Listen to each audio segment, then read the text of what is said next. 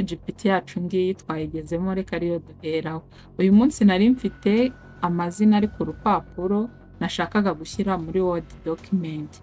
Icyo nakoze nafotoye amazina yanjye na telefone yanjye, ndangije ndaza aha ngaha nkanda kuri aka gapurisi cyangwa se guteranya, nongeraho ifoto cyangwa se fayilo yanjye aho nayibitse, njya gukanda kuri kariya kamenyetso ko guteranya, ikuzana gushakisha aho wabitse ya foto yawe wafotoye, nimba ari muri mashine cyangwa muri telefone.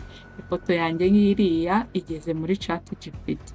Ubumenyi rusange cyangwa se ubumenyi bukenewe ni ukumenya kubwira ubu bwenge bukorano icyo bugomba kudukorera. Twe twashakaga iki kugira ngo abe ari kibasha kuduhereza. Tuzabyiga cyane mu zindi video kugira ngo tubashe kumenya uburyo tugomba kuyibaza bitewe n'icyo dushaka. Twashakaga ko aya mazina yacu ava ku rupapuro akajya muri Word document cyangwa se muri file ya Word.